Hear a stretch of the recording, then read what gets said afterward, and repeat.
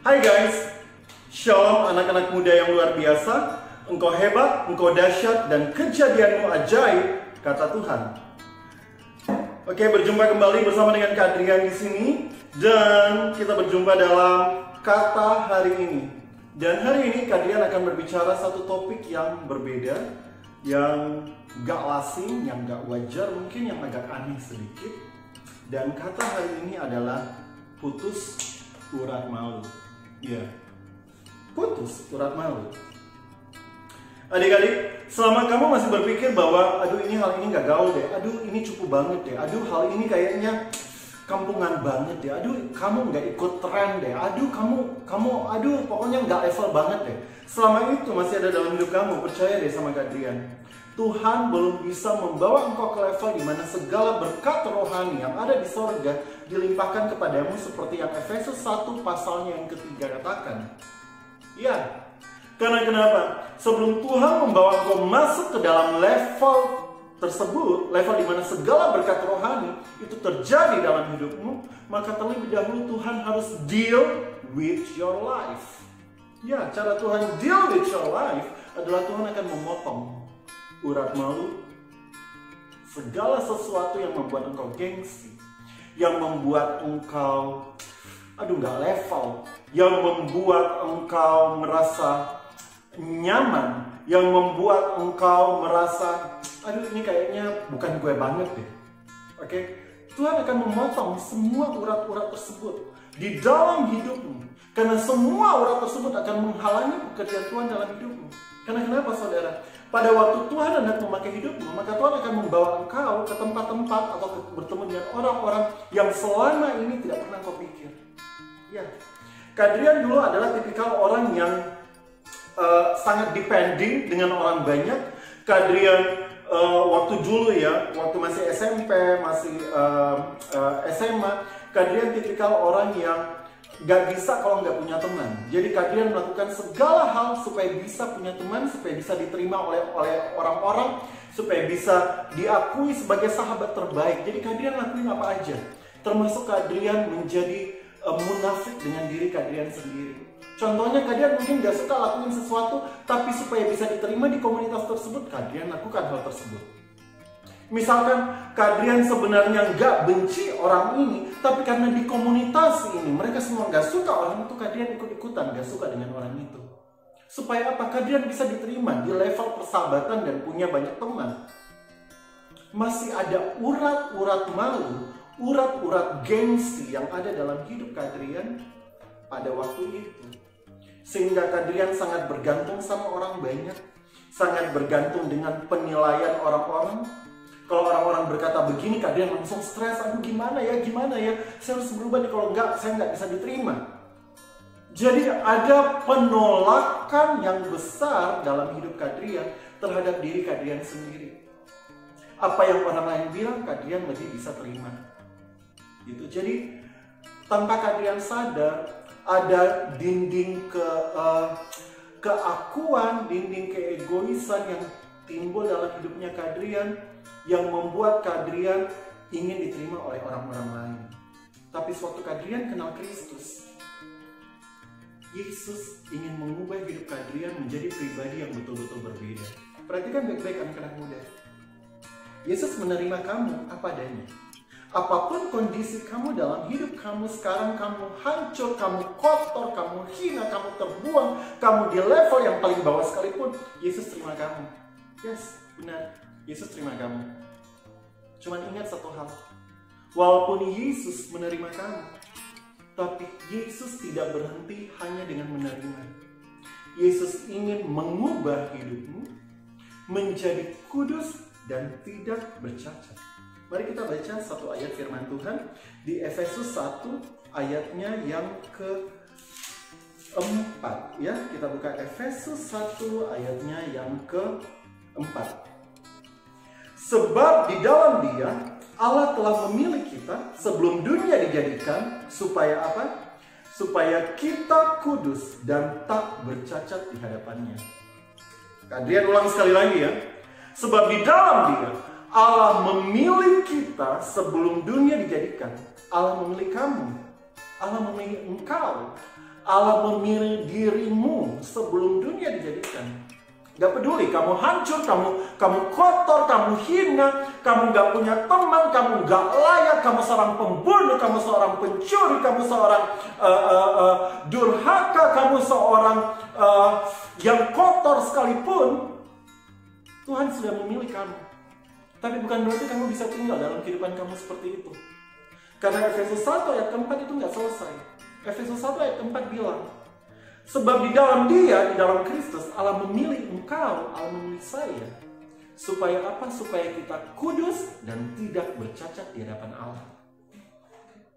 Ya, kehendak Tuhan supaya engkau anak-anak muda, engkau kudus.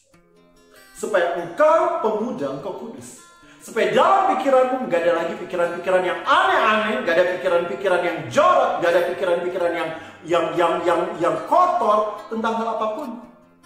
Ya, Tuhan menghendaki anak-anak muda engkau menjadi generasi yang kudus di hadapan Tuhan. Makanya dari kehadiran cerita dari hidup kehadiran yang depending dengan pendapat orang yang ingin diterima oleh orang banyak, Tuhan mengubah, memutus semua urat-urat malu itu, urat-urat keakuan, supaya bisa menjadi pribadi yang Tuhan inginkan. Dan itu nggak mudah. Itu sama sekali nggak mudah. Masih ingat kisah tentang Yusuf? Yusuf anak Yakub, bukan Yusuf suami Maria, tapi Yusuf anak Yakub. Yusuf anak Yakub adalah anak yang dibesarkan dalam keluarga dan boleh dikatakan dia sangat dimanjakan oleh ayahnya. Karena pada waktu semua saudara-saudaranya pergi ke padang untuk mengembalakan domba, Yusuf itu tinggal di rumah asik-asik, main game, lihat internet, sosial media, kemudian dalam ruangan ber-AC, dikit-dikit kalau lapar kasih bunyi lonceng, ding ding ding ding ding, datang makanan. Dikit-dikit kalau misalkan haus kasih bunyi lonceng, ding ding ding ding ding, datang minuman. Yusuf very comfort dalam hidupnya. Dia sangat dependent pada ayahnya, dependent pada zona nyaman yang ada dalam hidupnya. Tapi pada waktu Tuhan memilih Yusuf, Tuhan harus memotong semua urat-urat malu dalam hidup Yusuf. Semua keakuan dalam hidup Yusuf Tuhan harus potong. Sehingga Yusuf melewati berbagai peristiwa dalam hidupnya yang memaksa dia untuk berubah. Benar. Memaksa dia untuk berubah. Pada waktu dia dijual sebagai budak. Pada waktu dia bekerja sebagai budak dari bawah. Pada waktu dia difitnah. Pada waktu dia mau berbuat baik. Pada waktu dia dilupakan di penjara, Tuhan mengizinkan semuanya itu. Berada bersama dengan Kristus bukan berarti semua masalah itu hilang. Terkadang Tuhan mau kamu anak muda, you deal with your problem. Terkadang Tuhan mau kamu menghadapi masalah itu. Mungkin Yusuf pada waktu itu Yusuf berdoa, Tuhan lepaskan saya dari saudara-saudara saya. Mungkin pada waktu dia ada di sumur, doa Yusuf adalah Tuhan lepaskan saya dari saudara-saudara saya. Biar malaikat engkau datang, saya keluar dari masalah ini, saya pulang kembali ke rumah Bapa saya, bisa hidup nyaman. Tapi apa yang terjadi? Tuhan gak jawab doa Yusuf. Saudara pikir Yusuf di bawah sumur itu Yusuf menangis? Saya percaya dia berdoa. Tapi cara Tuhan menjawab tidak seperti apa yang Yusuf mau. Tuhan hendak memutus urat malunya Yusuf. Karena sebelum urat malu itu diputuskan oleh Tuhan, Yusuf belum bisa Tuhan pakai menjadi alat untuk kemuliaan nama Tuhan. Mari kita baca satu ayat lagi dalam pasal firman Tuhan di Kejadian 50 ayatnya ke-20. Kejadian 50 ayatnya ke-20 berkata begini. Memang kamu, ini Yusuf yang katakan loh. Ini Yusuf ya, setelah dia menjadi tangan kanan Firaun di Mesir, saudara-saudaranya datang dan saudaranya ketakutan karena saudaranya berpikir, wah gara-gara kami ini. Sehingga Yusuf dulu dijual, Yusuf jadi budak gara-gara kami. Jadi mereka pikir Yusuf akan balas dendam. Tapi Yusuf bilang sama mereka gini, memang kamu telah mereka-rekakan yang jahat terhadap aku, tetapi Allah telah mereka-rekakannya untuk kebaikan, dengan maksud melakukan seperti yang terjadi sekarang ini. Tuhan hendak melakukan sesuatu yang besar di masa depan. Saya Saya nggak tahu apa itu. Dan Tuhan butuh engkau anak-anak muda. Tuhan melihat 10 tahun ke depan, Tuhan melihat 15 tahun ke depan, Tuhan melihat 20 tahun ke depan, dan Tuhan melihat dirimu sekarang. Ya. Dia hendak memakai engkau untuk 5 tahun ke depan, 10 tahun ke depan, 15 tahun ke depan, 20 tahun ke depan. Dan pada waktu Tuhan melihat ke depan, dan Tuhan melihat dirimu, Tuhan bilang, kamu belum siap. Tapi aku hendak memakai engkau. Makanya aku mengizinkan proses ini terjadi. Aku mengizinkan teman-temanmu mengkhianati engkau. Aku mengizinkan engkau harus melewati kekecewaan. Aku mengizinkan engkau harus melewati lembah penderitaan. Aku mengizinkan engkau melewati rasa sakit. Supaya aku memutuskan setiap urat malu yang membuat engkau gengsi. Yang membuat engkau merasa gak level melakukan hal-hal seperti itu. Yang membuat engkau merasa, aduh ini kayaknya bukan gua banget. Tuhan hendak memotong urat-urat malu demikian. Supaya apa, saudara? Supaya engkau siap untuk apa yang Tuhan sediakan 5 tahun ke depan, 10 tahun ke depan, 15 tahun ke depan, 20 tahun ke depan. Karena itu, anak-anak muda, pada waktu sekarang, kamu sedang mengalami situasi yang berat, kamu sedang mengalami situasi yang gak enak, yang bukan low banget, yang bukan level low banget. Ingat satu hal ini, bisa saja itu adalah rekaan yang Tuhan izinkan, yang memang dunia hendak memakai hal itu untuk menghancurkan engkau, tapi Tuhan mengizinkan hal itu untuk membentuk engkau. Ya, untuk membentuk engkau. Itu cara Tuhan memutuskan setiap urat-urat malu yang ada dalam hidupmu, yang selama ini menghalangi engkau menggenapi kepenuhan rencana Tuhan di dalam hidupmu. Oleh karena itu, anak-anak muda yang luar biasa, yang hebat, ingat Efesus 1 ayat 4 tadi berkata, Tuhan telah memilih kita dari sejak semula oleh Kristus untuk menempatkan engkau dan saya, semua anak-anak muda, menjadi kudus dan tak bercacat. Supaya Allah bisa menempatkan engkau menjadi kudus, maka Allah mengizinkan semua hal, apapun itu, baik buruk ataupun yang baik, yang diizinkan Tuhan terjadi dalam hidupmu. Tuhan izinkan itu terjadi, Tuhan izinkan kamu kecewa, Tuhan izinkan kamu sedih, Tuhan izinkan kamu sakit, Tuhan izinkan kamu terluka. Sama seperti Yusuf. Pada waktu dia berdoa, dan jawaban yang datang tidak seperti yang dia harapkan. Yusuf harus deal with it, harus hadapi hal itu. Demikianlah juga engkau, saudara. Pada waktu engkau berdoa, engkau mungkin berkata, aduh Tuhan, kenapa saya nggak dilepaskan hari ini?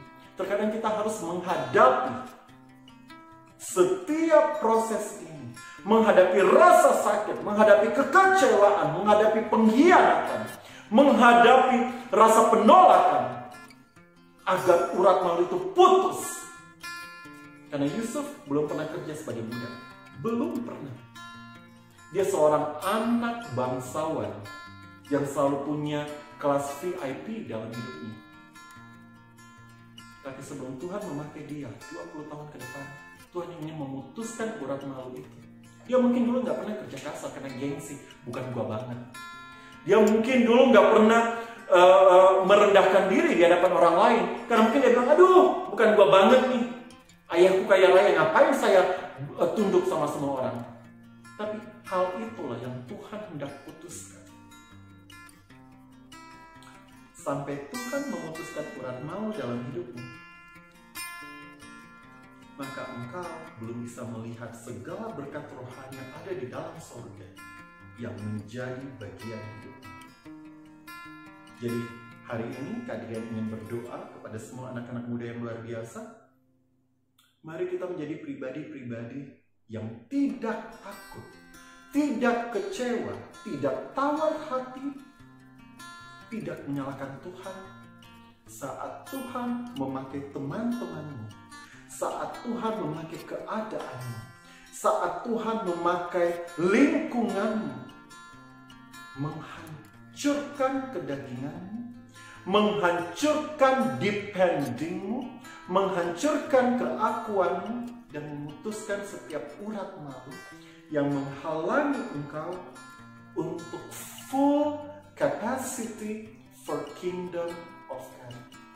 Oke? Mari kita satu di dalam doa. Bapa, dalam nama Tuhan Yesus, aku berdoa buat anak-anak muda yang luar biasa yang menyaksikan tayangan ini, Tuhan. Bapa, kami percaya bahwa Tuhan telah memilih kami dari sejak semula untuk menjadi kudus dan tak bercacat di hadapan Tuhan. Bapa, aku berdoa di dalam nama Tuhan Yesus, biar Engkau memberkati setiap anak-anak muda yang luar biasa. Pada waktu mereka mengalami setiap hal yang menyakitkan, yang membawa kekecewaan dalam hidup mereka, yang membuat mereka sakit dan terluka. Bapak, aku berdoa di dalam nama Tuhan Yesus. Bapak, biar Engkau bangkitkan iman mereka, sehingga mereka bisa mengingat bahwa Tuhan memakai segala sesuatu, mereka-rekakan segala sesuatu untuk membawa kebaikan bagi hidup mereka. Bapak, izinkan anak-anak muda ini, Tuhan, bukan untuk melawan, bukan untuk lari dari proses, tapi untuk deal with this process, menghadapi semua proses yang Tuhan izinkan, sampai Tuhan selesai memutuskan setiap urat-urat malu dari dalam hidup mereka, yang selama ini membuat mereka enggan untuk keluar dari zona nyaman mereka. Biar itu Tuhan putuskan, sehingga pada waktu itu terputus dari dalam hidup mereka, mereka menjadi pribadi yang menyenangkan hati Tuhan, yang menggenapi seluruh rencana Tuhan di dalam hidup mereka. Terima kasih Tuhan Yesus, Engkau hebat, Engkau dahsyat, Engkau luar biasa. Kami berdoa dan kami mengucap syukur hanya di dalam nama Tuhan Yesus. Amin.